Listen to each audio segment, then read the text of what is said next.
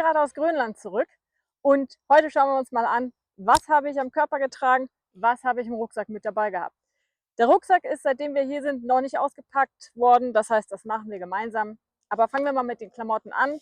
Oben als erstes mein Fjällräven Cap, habe ich schon ewig, sieht auch schon so aus, super ausgeblichen, brauche ich immer auf dem Kopf, hatte ich mit dabei.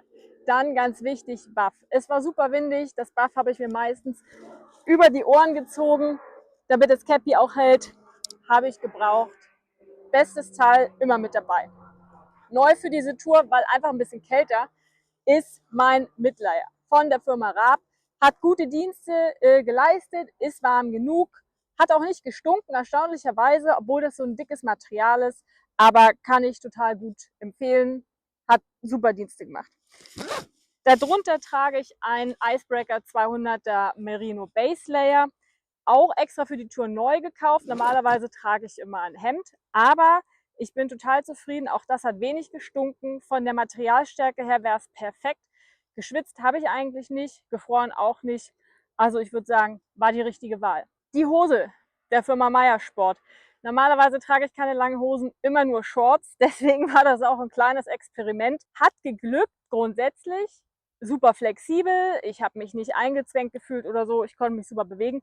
Aber sie ist einfach bestimmt 2 Nummern zu groß. Also sowohl in der Breite als auch in der Länge und auch oben am Bund. Man denkt, ist ja nicht so schlimm, aber in Grönland hatten wir eigentlich immer nasse Füße, nasse Schuhe, sind durch sehr, sehr viele nasse Gebiete gelaufen. Und die Hose hat sich dadurch natürlich von uns super schnell vollgesaugt mit Wasser. Das war nicht so optimal. Ich habe oft dann die Hose auch hochgezogen, hochgekrempelt. Das ging dann schon, aber ich bräuchte das Teil einfach 2 Nummern kleiner, ehrlich gesagt. Ansonsten gut funktioniert. Darunter die Gamaschen. Eigentlich auch Standard-Equipment für jede Tour, vor allem in den Bergen, wo viel Dreck in die Schuhe kommt. Ich habe die, glaube ich, nach 5 Tagen habe ich die ausgezogen, nicht mehr angezogen, weil auch die Gamaschen dauerhaft vollgesogen waren mit Wasser und dadurch natürlich die Knöchel auch kalt blieben, die Hose nicht trocknen konnte. War nicht so optimal, deswegen irgendwann ausgezogen und dann ging es auch ohne total gut. Ergänzend zur Hose nochmal, die ist super schnell trocknend. Also obwohl die manchmal wirklich bis zu den Knien nass war, die ist in kürzester Zeit immer getrocknet. Also das war wirklich ein richtig guter Vorteil. Schuhe trage ich die Lone Peak 9 Plus. Das heißt das erste Mal mit der Vibram-Sohle. Wir waren jetzt nicht in ultra felsigem Gebiet unterwegs, aber Sohle hat richtig gut funktioniert. Die Schuhe an sich, ich lieb's. Breite Zehenbox, richtig viel Platz drin. Altra im Allgemeinen ist für unsere Geschichten eigentlich immer die beste Wahl. Kann ich nur empfehlen, war top. Was habe ich noch? Meine Brille. Ich habe ja Sehstärke, das heißt, ich habe eine Brille, die ist selbst verdunkelnd. Passt. Ich habe immer gut gesehen. Dann sind wir, glaube ich, fertig mit dem Körper. Was ich hier noch dabei habe, ist mein Funny Pack. Da ist einiges drin, wiegt um die 500 Gramm. Da schauen wir auch mal kurz rein. Was habe ich hier drin? Geld. Oh, man hört noch, wir haben noch ein paar dänische Kronen übrig, haben wir nicht auf den Kopf gehauen. Ansonsten Kreditkarte, Krankenkassenkarte, DRV-Ausweis, ja, Kleinkram. Dann übrigens von der Firma Gossamer Gear auch neu, das heißt, es war jetzt die erste lange Tour damit, bin aber grundsätzlich zufrieden. Normalerweise mit einer Shorts würde ich hier immer das Handy reintun, dann könnte es sein, dass es etwas knapp ist. Das Handy habe ich immer hier in der Seitentasche getragen, leichter Zugriff. Das hat optimal funktioniert. Dann haben wir hier drin Reisepass, ganz wichtig. Wir haben hier drin meinen Sea to Summit Löffel. Wir betteln uns immer ein bisschen mit dem Alex, wer hat den besten Löffel. Ich bin der Meinung, ich habe den besten, weil der so eine schöne tiefe Kuhle hat und man richtig gut mit essen kann. Dann haben wir hier drin ein DCF-Beutelchen. Warum? Weil die Tasche ist natürlich nicht wasserdicht. Hier ist dann noch Kleinkram drin, diverse Kabel, GoPro-Akkus, ein Feuerzeug, die Nightcore UL20 Classic, Haargummis.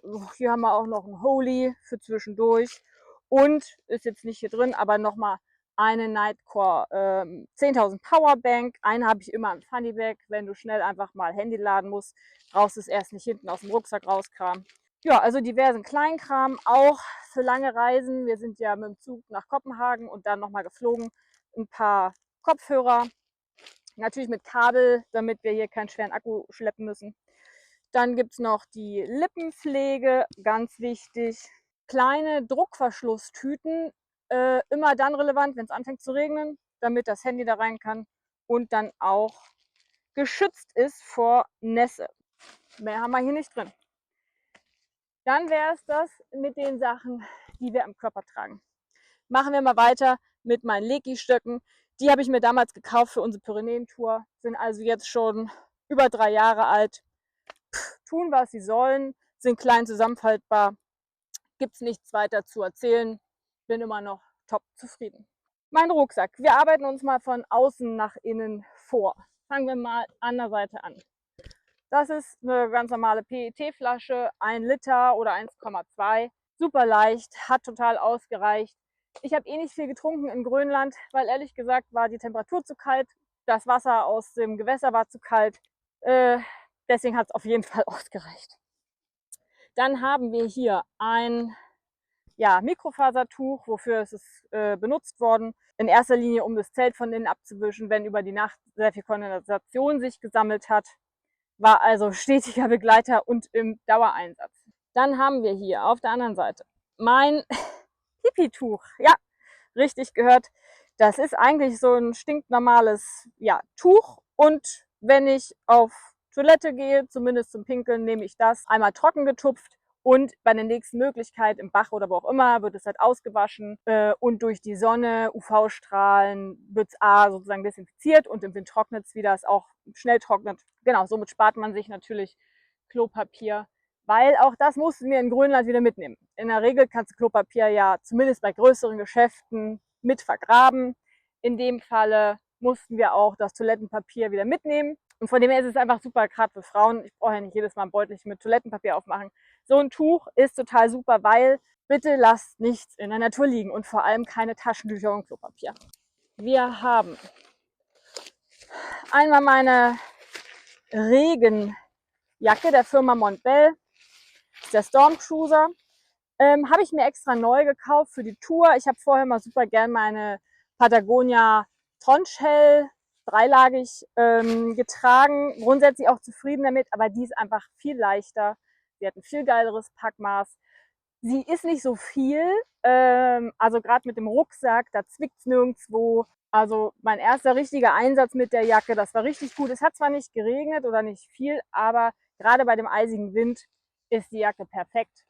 Richtig gute Entscheidung gewesen. Dann haben wir hier meine Sitzmatte für Pausen als Sitzmatte und nachts als nochmal zusätzliche Unterlage unter die Isomatte, gibt nochmal zusätzliche Isolation, beziehungsweise schützt natürlich auch vor Steinen oder sonstigem unterm Zelt, damit die Isomatte nicht beschädigt wird. Marke, keine Ahnung, spielt auch keine Rolle, hält auch schon ewig. Ich habe das Gefühl, das Ding kann gar nicht kaputt gehen. Dann Platypus 1 Liter Flasche. Stetiger Begleiter, vor allem vorteilhaft, wenn die Wasserquellen vielleicht nicht so gut zugänglich sind. Was meine ich damit? Könnt ihr im See Wasser aufnehmen oder im Bach, ist es kein Problem. Manchmal ist es aber schwieriger zugänglich, weil vielleicht die Flasche irgendwo nicht drunter passt oder so. Oder auch am Flughafen Wasser auffüllen und dann Wasserhahn, auch richtig gut. Deswegen 1 Liter Flasche statt einer 2 Liter Flasche. Und was wir dieses Mal auch gemacht haben, wenn es abends sehr kalt war und wir irgendwie unsere Füße wieder aufwärmen mussten im Schlafsack, wir haben das als Wärmflasche benutzt. Also Wasser heiß machen, einfüllen, ist richtig toll. Das ist total luxuriös. Dann als nächstes haben wir die Montbell Regenhose. Auch dieses Teil habe ich mir extra für die Tour gekauft, weil normalerweise trage ich keine Regenhosen. In der Regel bin ich mit Regenrock unterwegs, weil ich es absolut bequem finde. Der ist schnell angezogen, theoretisch sogar ohne den Rucksack abzusetzen. Man hat keinen Stress mit Schuhe an- und ausziehen. Aber gerade für Grönland, anderes Gefilde, kälter, die Wahrscheinlichkeit auf Regen ist viel höher, sogar Schnee. Und damit, habe ich mich einfach besser gefühlt. Ich glaube, ich hatte sie einmal abends an, nochmal über meine Schlafhose drüber, als wir lange draußen gesessen haben oder so. Ansonsten, da es nicht geregnet hat, kam es nicht wirklich zum Einsatz, aber haben es besser als brauchen. Dann haben wir hier das Toilettenkit. Was ist da drin? Tütchen. Ich habe ja gerade gesagt, wir mussten unser Toilettenpapier mitnehmen. Das wollten wir nicht in unser regulären Müllbeutel packen, sondern nochmal in so kleine Tütchen verpacken, damit das hygienisch auch alles gut funktioniert. Desinfektionsspray, dann, ihr kennt es alle, das Schäufelchen, Toilettenpapier, jetzt wieder aufgefüllt. Kleiner Spoiler zu unserer Grönland-Serie. Es ging uns unterwegs aus. Und der Müllbeutel, der ist hier eigentlich auch recht klein. Da war in erster Linie halt vor allem die Toilettenpacks drin. Anderen Müll hatten wir eigentlich auch nicht. So ein bisschen was vom Essen, aber das haben wir anders aufbewahrt. Hat auf jeden Fall ausgereicht. Und hier noch ein kleines Teil. Beste technische Gadget für so eine Tour. Das ist ein kleines Thermometer. Das ist von der Firma Groove. Wir haben eine App dazu. Das heißt, wir können auf dem Telefon jederzeit einmal abrufen, wie kalt ist es jetzt, wie kalt war es in der Nacht, wie ist die Luftfeuchtigkeit. Und das ist schon super cool, wenn man die Nacht überstanden hat. Und dann einfach nochmal schaut, hey, was waren denn nachts die Tiefstemperaturen? Wir hatten jetzt in Grönland, glaube 1,6 Grad minus als Tiefstemperatur. Also es war eigentlich okay. Aber es ist immer cool nachzugucken, um einfach mal ein Gefühl für die Sache zu kriegen. Auch, wie fühlt es sich an? Wie viele Sachen hatte ich an? Hat der Schlafsack ausgereicht? Also man kann auf jeden Fall viel lernen damit. Dann geht's weiter. Ein anderer DCF-Beutel, wo ein bisschen meine Sachen drin sind für Kälte. Bedeutet, meine Handschuhe der Firma Icebreaker, das sind die Quantum. Ich glaube, ich habe die schon das 3. Mal. Grundsätzlich bin ich total zufrieden mit denen, weil die tun das, was sie sollen. Die passen richtig gut. Dafür, dass sie so dünn sind, geben die halt einen guten Schutz. Aber es ist mein 3. Paar. Warum?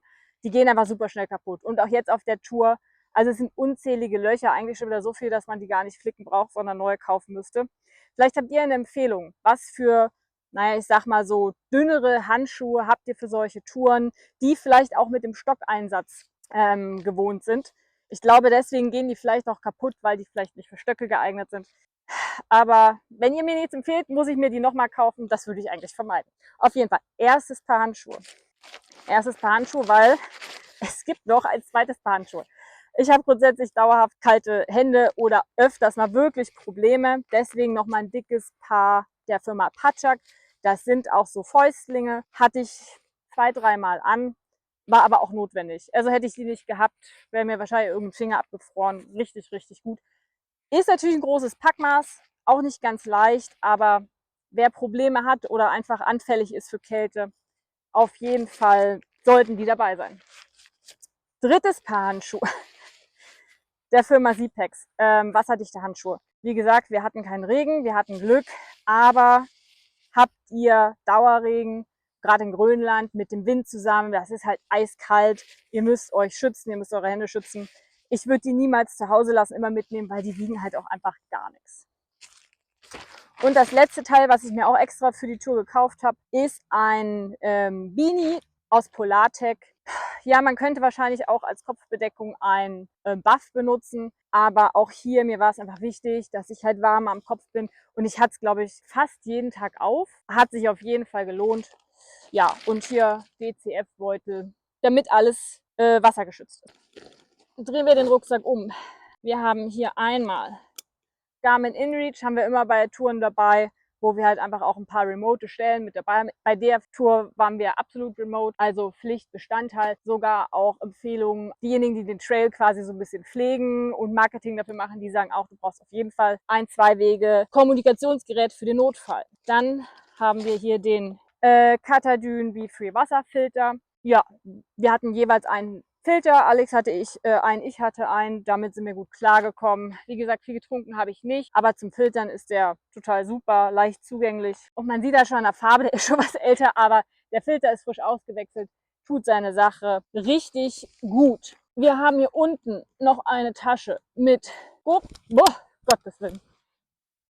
Mit der GoPro, ja, wir machen ja Videos von unseren Touren, also klar, die brauchen wir auf jeden Fall.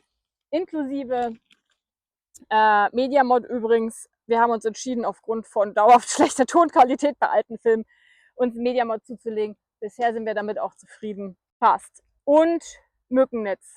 Auch das erste Mal dabei gehabt, war aber auf jeden Fall notwendig, wenn auch eher am Ende der Tour. Aber jede Mücke, die uns nicht sticht, ist auf jeden Fall gut. Das war eine gute Investition. Und dann die letzte Tasche außen. Was haben wir hier? Ah ja, die Reste meiner Snacks.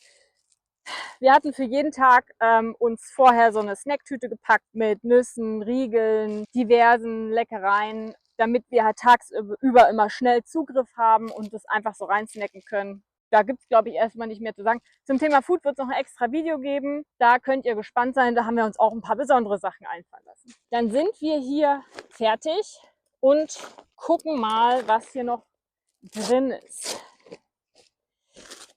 Als erstes fällt mir mein Namensschild entgegen. Haben wir uns mal gebastelt für jegliche Flugreisen. Bei den Flügen verpacken wir unseren Rucksack meistens in eine Plastiktüte, machen hier unser Schildchen drumherum zum Schließen. Ja, und dann ist es A verpackt, B weiß jeder, wem der Rucksack gehört, wenn mal was verloren geht. Einfach nur, damit man irgendwie safe ist. Dann ist mein Inlayer eine Mülltüte, eine normale Plastiktüte.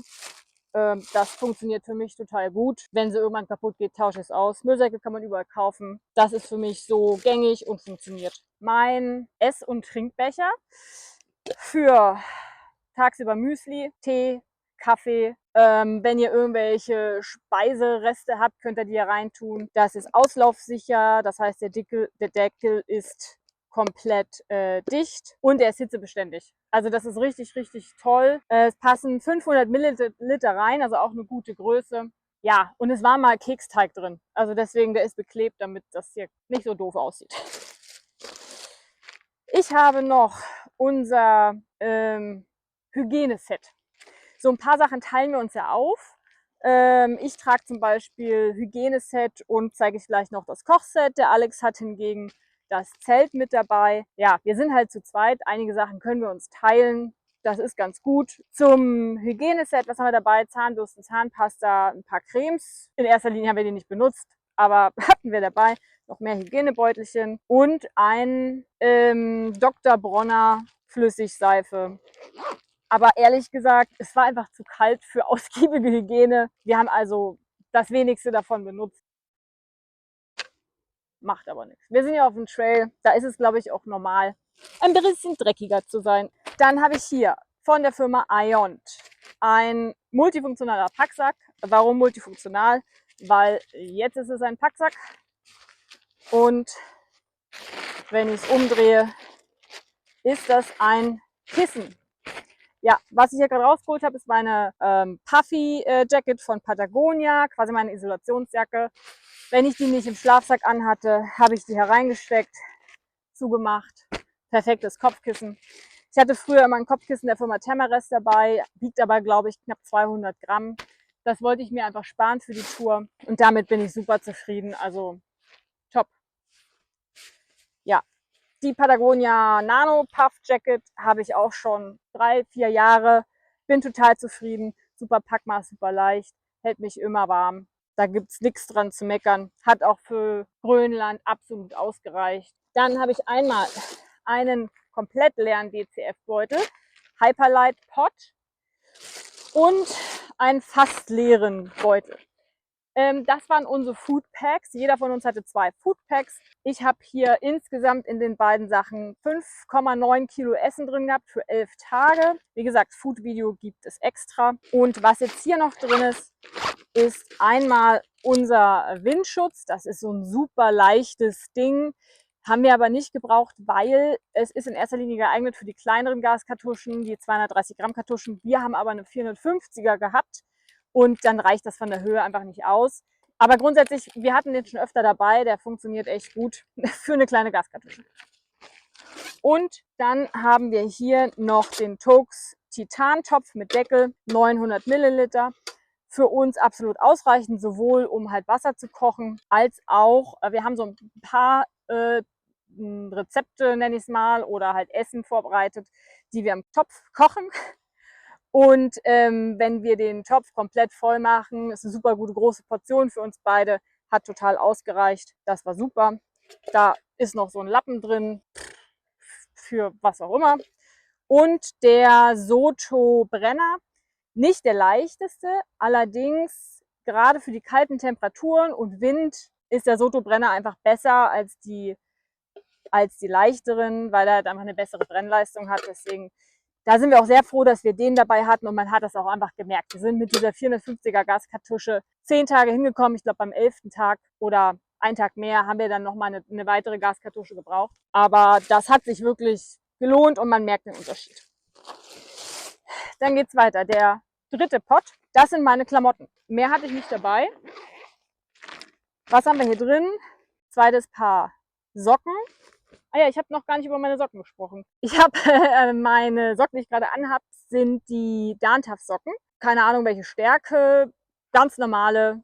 Hat super funktioniert. Die sind ein bisschen enger gewebt, glaube ich, als so Icebreaker-Socken. Die sind was dicker. War auf jeden Fall hier mein zweites Paar Socken.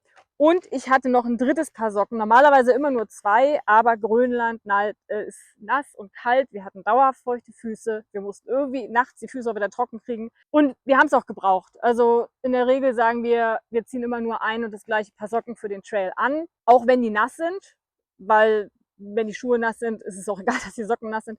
Aber wir sind teilweise durch so viel Matsch und Dreck gelaufen, dass die Schuhe einfach viel zu vollgesifft waren.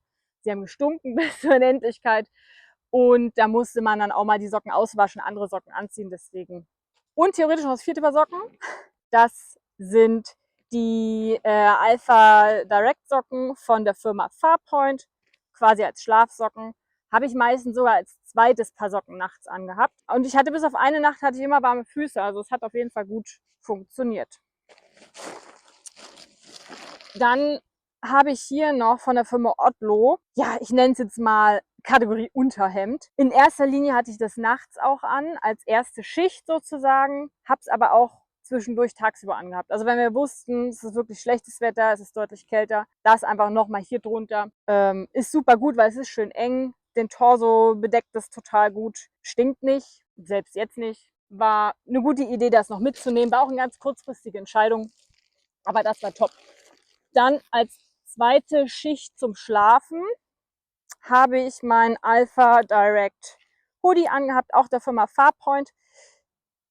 Ja, ihr wisst es sicher, die Dinger sind total super, weil sie sind total leicht. Allerdings, mir ist es fast zu leicht, beziehungsweise mir ist es nicht eng genug an der Haut. Also die Ärmel sind locker, die schieben sich immer nach oben am Bauch. Also es gibt halt nirgendwo ein Bündchen, das krempelt sich auch immer hoch. Deswegen war ich auch froh, dass ich das Unterhemd noch hatte, weil nur damit wäre mir wahrscheinlich zu kalt gewesen, weil es einfach immer hochgerutscht wäre. Und ich habe zum Schlafen manchmal noch mal ein Mitlayer drüber gezogen und dann ist das halt auch alles schön an Ort und Stelle geblieben. Aber so grundsätzlich sind die Dinger schon cool, muss man schon sagen. Davon gibt es auch die Schlafhose. Für was anderes kann man das Teil eigentlich auch nicht benutzen. Habe ich, wenn, dann auch als zweite Schlafhose angehabt. Also ich habe 2 dabei. Das ist eine davon. Die mag ich halt nicht anziehen, ohne was drunter zu haben, weil die Fussel dir dann halt überall auch zwischen den Beinen kleben. Das finde ich irgendwie nicht so geil. Aber wenn es mal wirklich kalt war nachts, das als zweite Schicht nochmal drüber, total super. Und die erste Schicht ist dann meine Icebreaker 200er Merino Unterhose, also lange Unterhose. Die habe ich auch schon ewig. Ich finde, die kann auch besser mit Geruch umgehen. Ich finde, die Alpha-Sachen stinken schneller. Ja, was soll ich dazu sagen? Ist halt eine lange Unterhose. Zweite Unterhose, eine habe ich an von der Firma Icebreaker. Das ist die zweite. Mehr braucht man auch nicht mitnehmen. Wobei ich brauche jetzt so langsam auch mal neue Sachen. Die sind halt auch einfach schon irgendwie total durch. Habe ich gemerkt, also mir war oft ein bisschen kalt am Arsch. Steht auf der Liste, brauche ich auf jeden Fall Neues. Dann gibt es hier Bagel Bags. Eine Empfehlung von unseren Freunden aus Birmingham. Das sind ja Bagel Bags, hier war halt Essen drin. Die ziehen wir uns über die Füße, wenn wir schon frische, trockene Socken anhaben, aber dann nochmal raus müssen zum Pinkeln oder was auch immer und die frischen, trockenen Socken nicht in den nassen Schuhen wieder versauen wollen. Bis jetzt haben die auch immer gehalten, aber ich habe sogar noch ein zweites Paar dabei, weil ich dachte, wenn du die einfach regelmäßig benutzt, gehen die vielleicht kaputt. Vom Alex, die sind auch kaputt gegangen, aber ich hatte bis jetzt eigentlich immer Glück damit. Ein Handtuch, sowas in der Art wie ein Handtuch, also es ist ein halbes Handtuch, C2 Summit, Airlight, also das Ding wiegt gar nichts. Ja, wir waren nie baden oder duschen, von dem her haben wir uns auch nicht oft damit abgetrocknet. Ist eher mal so für Katzenwäsche, beziehungsweise abends, um die Füße zu trocknen. Total super, trocknet in 0, nix, total super Ding. Dann ein Ladestecker für die quasi Pausenzeit zwischen den 2 Trails, die wir gelaufen sind, um wieder alles aufzuladen. USB-C, USB-A-Anschluss und nochmal ein DCF-Pack mit Powerbanks. Ich hatte in Summe 4 Powerbanks dabei, eine habe ich euch schon gezeigt. Dann habe ich hier nochmal die Nightcore 10.000er 3. Generation. Dann haben wir hier eine Ansmann 20.000. Die war am Ende noch halb voll, also ich hatte ein bisschen zu viel Strom dabei. Und was ich an der Scheiße finde, muss man wirklich so sagen, die hat USB-C und USB-A-Anschluss, aber sie lädt nicht per USB-C-Kabel mein iPhone 16. Keine Ahnung, irgendwie funktioniert es nicht. Das heißt, das muss ich immer mit USB-A auf USB-C laden. Ist ein bisschen schade. Und noch eine dritte, also 4. Powerbank von der Firma Sunnybag. Ja, war einfach nochmal, um sicher zu sein, dass auch Kameraakkus, Drohne etc. pp. Immer genug Strom haben. In Summe hätten wir wahrscheinlich eine Powerbank weniger gebraucht, aber man weiß es ja nicht. So, dann kommen wir schon fast zum Ende. Das ist, ihr werdet es wahrscheinlich schon am Sack erkennen, die Thermarest Regular Neo RX Lite. Ja, das Ding habe ich schon ewig, funktioniert sowohl mit Pumpsack als auch mit Mund aufgeblasen. Ich bin eigentlich super zufrieden. Noch nie Probleme damit gehabt. Ja, gibt's nichts zu erzählen. Und als letztes meinen Schlafsack. Das ist von der Firma Mountain Equipment in einem extra Packsack. Ich habe es auch schon mal versucht ohne Packsack, den einfach in die Tüte rein. Funktioniert auch, aber ich habe es ja erwähnt, Grönland kalt, nass, man weiß halt nie. Ich wollte es einfach auch im Zelt im Zweifel nochmal in irgendwas verpackt haben, bevor man es dann einfach locker flockig ins Zelt reinschmeißt. Alles ist nass. Ja, einfach nochmal zusätzlicher Schutz. Wie gesagt, Firma Mountain Equipment, Helium 400. Der hat jetzt schon einiges gesehen. Also den habe ich mir auch für die Pyrenäen damals gekauft. Das heißt, er ist jetzt schon über 3 Jahre alt. Hat Salzwasserluft geschnuppert, ist nass geworden, ist, ach keine Ahnung, der wird auch ständig nass, ehrlich gesagt, weil irgendwas, Fußbox, Kapuze, irgendwo kommt man immer ans Zelt ran. Hat Komforttemperatur von 0 Grad. Ja, ist ein geiles Ding. Ich würde mir jederzeit wieder kaufen. Genau, das ist der Müllsack. Und der Rucksack. Ja, der Windrider von Hyperlight Mountain Gear. Der ist jetzt mittlerweile schon 3.500 Kilometer mit mir unterwegs gewesen. Hat schon einiges gesehen, man sieht, der ist schon schön ausgeblichen, hat aber ansonsten nicht so, ja, der hat halt schon so ein paar Probleme hier an den Riemchen, die sind schon ziemlich durch, das muss man schon sagen. Ja, aber ich denke, irgendwann wird ein neuer fällig werden. Aber ich finde ihn irgendwie geil. Das ist nicht der leichteste mit 860 Gramm, aber irgendwie ist er gut. Hier sind die Metallstäbe, die habe ich rausgenommen, um es halt noch leichter zu machen. Ich brauche die nicht. Ich kann den so gut tragen. Ja, und damit sind wir schon fertig. Beziehungsweise, was hier noch zu ergänzen ist, ich hatte jetzt in dem Rucksack, was alles drin war, was ich euch gerade gezeigt habe, das waren jetzt 5,8 Kilo all in. Ich denke, das ist schon echt eine gute Zahl. Damit war mal gut dabei. Essen waren nochmal 5,9 Kilo plus bisschen Wasser. Also das hat echt geil funktioniert. Bin happy mit der Wahl, auch mit der Wahl vom Equipment. Klar, Kleinigkeiten kann man immer anpassen, aber grundsätzlich, glaube ich, waren wir echt gut vorbereitet und es hat alles total gut geklappt. Wer Bock hat, mehr dazu zu sehen, gerne mal ein Abo dalassen. Die Serie zur Grönlandreise wird sicherlich auch bald online gehen. Ansonsten gibt es halt auch noch das Food-Video. Da könnt ihr echt gespannt sein. Da haben wir echt mal so ein paar Sachen ausprobiert. Und ja, was hier natürlich fehlt, ist das Zelt. Wir haben ja nicht Cowboy Camping gemacht. Das Zelt hat der Alex getragen. Er hat auch ein Gear-Video gemacht. Hauen wir euch in die Videobeschreibung rein. Guckt auch da mal rein. Ja, und ansonsten bleibt mir nichts weiter zu sagen als vielen Dank, dass ihr dabei wart. Schreibt was Cooles in die Kommentare. Vielleicht habt ihr noch ein paar Tipps, was ich besser machen könnte oder wo ihr gute Erfahrungen mitgemacht habt. Vielleicht war ja schon mal jemand in Grönland. Und ansonsten freue ich mich, euch bald wiederzusehen. Vielleicht beim nächsten Abenteuer irgendwo da draußen. Ciao.